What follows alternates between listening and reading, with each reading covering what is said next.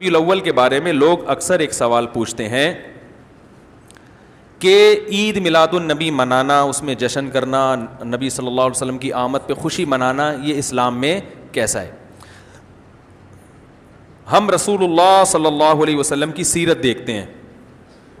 پہلی بات تو یہ کہ 12 ربیع الاول نبی کا یوم ولادت ہے، اس پر کوئی صحیح روایت موجود نہیں ہے. اگر ہے تو بھائی کوئی دکھا دے، بھائی یہ روایت ہے، اس کے یہ راوی ہیں، سارے ثقہ راوی ہیں، ایسی کوئی روایت موجود نہیں ہے.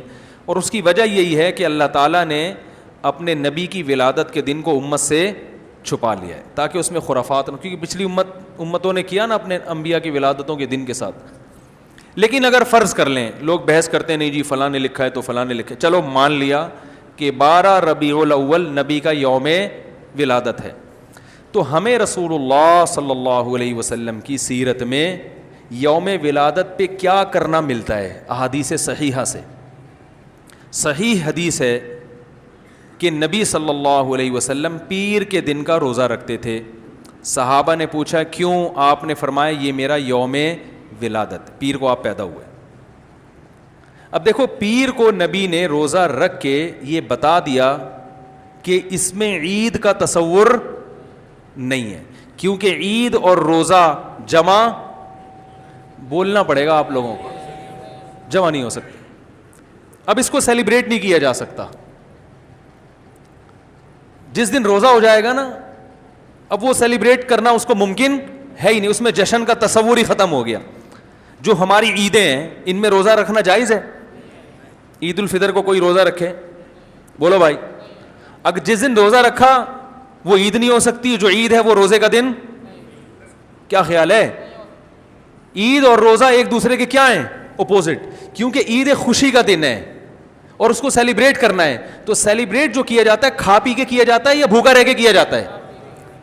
دیکھو، آپ کے بچے کا امتحان میں پاس ہو گیا اچھے نمبروں سے، بہت خوش ہیں آپ نے تمام رشتہ داروں کو فون کیا، بھائی میرا بچہ 100 نمبروں سے پاس ہوا ہے، میں بہت خوش ہوں اور میں اب جشن مناؤں گا، ایک سیلیبریٹ کروں گا اس کو. بھائی کیسے کریں گے؟ بھائی آپ تمام لوگوں سے گزارش ہے کہ صبح کا ناشتہ بھی چھوڑ دیں اور کل دوپہر کا کھانا بھی چھوڑ دیں. ہاں بھائی، یہ کیا ہو گیا بھائی؟ یہ خوشی ہے یا کوئی غم ہے بھائی؟ روزہ کوئی غم کی علامت نہیں ہے، لیکن خوشی بھی نہیں ہے. خوشی کا مطلب خوشی کو سیلیبریٹ کرنا نہیں ہے، منانا. خوش ہونا ایک الگ چیز ہے، خوشی منانا.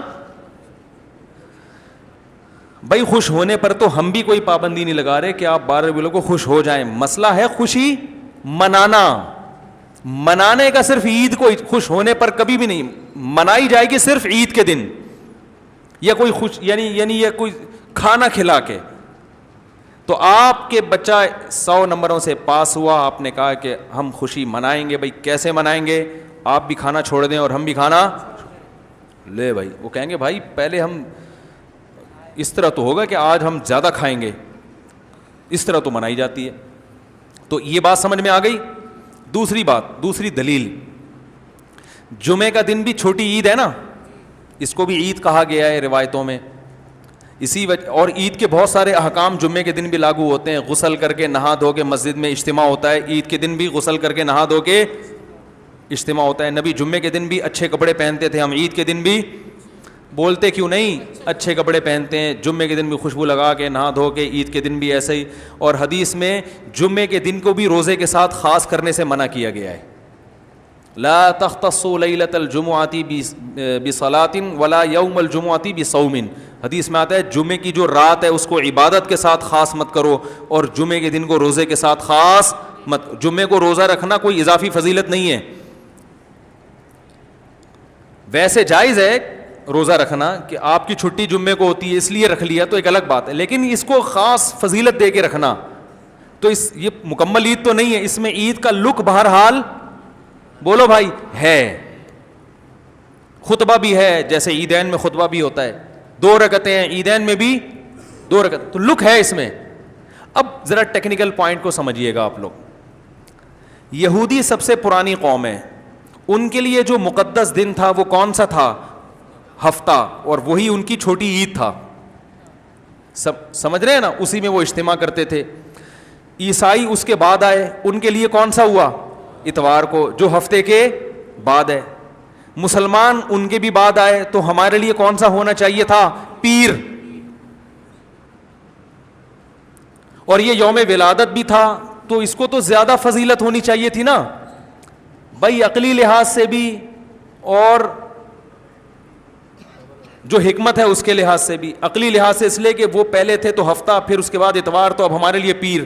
اور اس لیے بھی کہ نبی کا یوم ولادت ہے, تو یہ بطریق اولا پیر کے دن کو فضیلت ملنی چاہیے تھی, کیونکہ وہ نبی کا یوم ولادت ہے. لیکن چونکہ اس میں عید کا کانسیپٹ ہے نا, اس لیے پیر کا نہیں ہوا, بلکہ ریورس کر کے کہاں لے گئے؟ جمعے کی طرف. تو پیر کے دن یا نبی کے یوم ولادت سے عید کا کانسیپٹ اسلام نے کھرچ کھرچ کے نکال دیا ہے کہ اس میں عید کا کانسیپٹ ہو ہی نہیں سکتا, اپوزٹ ہے اس کا, روزہ ہے. بات آ رہی ہے سمجھ میں؟ تو اس لیے 12 ربیع الاول اگر نبی کا یوم ولادت ہے بھی, تو بہت کچھ بھی اگر کرنا ہے تو روزہ رکھنا, ہم تو اس کے بھی قائل نہیں ہیں روزے رکھنے کے, کیونکہ نبی نے پیر کا رکھا ہے, 12 ربیع الاول کا نہیں رکھا. لیکن اگر آپ کو کھینچ تان کے کچھ نہ کچھ ثابت کرنا ہی ہے, تو آپ اس دن کو روزے کا تو قرار دے سکتے ہیں. آپ اس دن کو سیلیبریٹ کرنا یا عید قرار دینا آپ کے لیے ممکن, قرآن و سنت نبی کی تعلیمات کے مطابق عید کا دن قرار دینا ممکن نہیں ہے, آپ ممکن نہیں ہے. دوسری بات, ابھی بات مکمل نہیں ہوئی ہے, ایک پوائنٹ اور رہ گیا. اسلام میں عیدیں صبح کے وقت ہوتی ہیں, رات کو عیدیں غیر مسلموں کی ہوتی ہیں.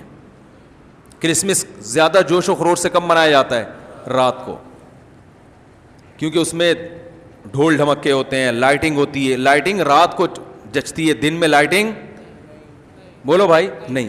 جبکہ اسلام کے جو تہوار ہیں وہ کب ہوتے ہیں؟ صبح کے وقت. صبح آپ اشراق کے وقت آؤ گے, نماز پڑھو گے, سوئیاں کھاؤ گے, گلے ملو گے, پتلی گلی سے نکل لو. عید الاضحیٰ میں بھی صبح آؤ گے, نماز پڑھو گے, قربانی کرو گے, گوشت کھاؤ گے, ٹھیک ہے نا. یہ سب کام تبھی فقہاء نے لکھا ہے کہ مغرب کی نماز کے بعد جانور کو قربان کرنا مکروہ ہے, جائز ہے مگر مکروہ, کیونکہ شاعر اسلام میں سے دن میں ہوگا. یہ رات کو شریعت نے اس لیے نہیں رکھا کہ رات کا وقت نا گناہوں کی طرف لے جاتا ہے. جب خوشی منائی جاتی ہے تو رات کو انسان ٹریک سے ہٹنے کا خطرہ زیادہ ہوتا ہے. جبکہ 12 ربیع الاول کو جو عید منائی جاتی ہے وہ دن میں زیادہ منائی جاتی ہے یا رات کو؟ ساری لائٹنگ رات کو ہوتی ہے, سارے جو نعت اور میوزک کے ساتھ وہ سب کب ہو رہا ہے؟ رات کو. یہ خود اسلام کے مزاج کے خلاف ہے. تو پتہ ہی چلتا ہے بھائی, بہت معذرت کے ساتھ, کسی پہ طنز مقصد نہیں ہے. دیکھو اللہ اس کے رسول صلی اللہ علیہ وسلم کو فالو کرنا یہ عشق نبی ہے اصل. یاد رکھو, محبت میں جذبات پہ کنٹرول کرنا یہ زیادہ مشکل کام ہے, اور جذبات سے ہٹ کے, جذبات سے مغلوب ہو جانا یہ آسان بہت ہے, لیکن یہ حقیقی محبت کی علامت نہیں ہے. جب محبت ہو نا کسی کو, تو اپنے جذبات کو حدود کے اندر رکھے انسان محبت کا اظہار کرے. اپنے جذبات کو غالب کر لینا, نبی کا عشق ہر مسلمان کو ہے, ہر ایک کا دل چاہتا ہے یہ کرے یوں کرے نبی کی یاد میں, لیکن آپ اپنے اس جذبات پہ کنٹرول کریں. بولے بھائی رسول اللہ صلی اللہ علیہ وسلم کی جو اطاعت ہے